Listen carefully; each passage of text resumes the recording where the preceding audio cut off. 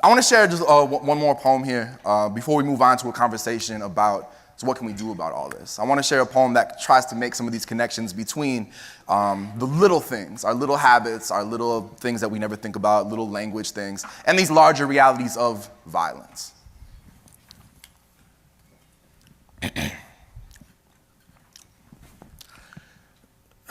So, the weirdest thing about having your hand crushed, right, is that the pair of eyes across from yours never stop smiling. As knuckles are compressed, as the skin is all but torn off the top of your hand, he always has this grin on his face. Even as the vein bulges from his neck, he smiles until you grudgingly mumble, "That's quite a handshake, man." Now, as a young man, I was taught that one's masculinity is tied directly to one's handshake. That when meeting another man for the first time, no sin was more unforgivable than placing a fish in his hand, the dead husk of a greeting. Your grip must be firm, right? Like the way you hold your briefcase when you walk to work, or the way you, hold the handle while standing up on the bus. Fine. Some men, however, prefer a grip like a battle axe mid-swing, like ripping the head off an antelope by tugging on the antlers. Some men treat every handshake as a gladiator's death match, a test of strength, a test of will. And when I meet these men, as I weirdly often do, their tectonic plate handshakes never fail to illuminate my many insecurities.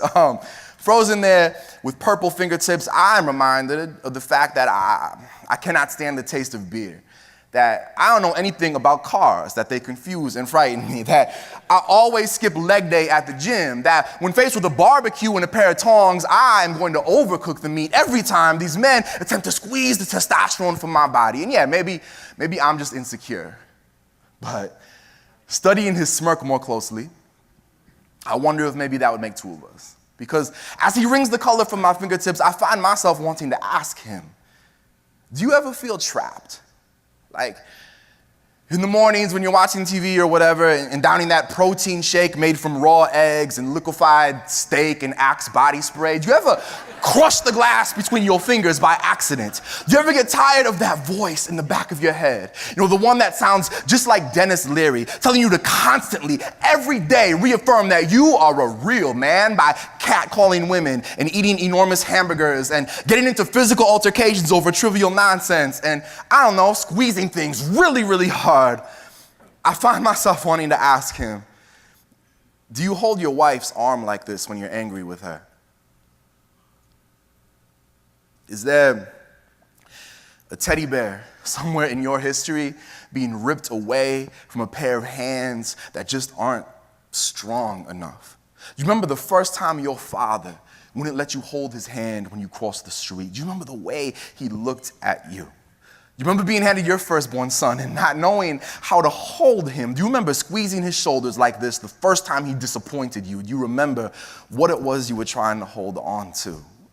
And I know that there is so much space between us as men that sometimes we just feel compelled to cram as much physical contact as we can into every touch.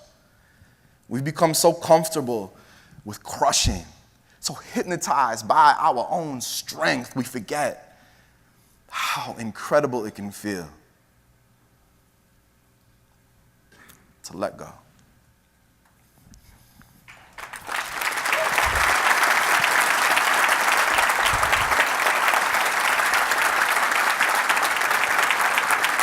Thank you.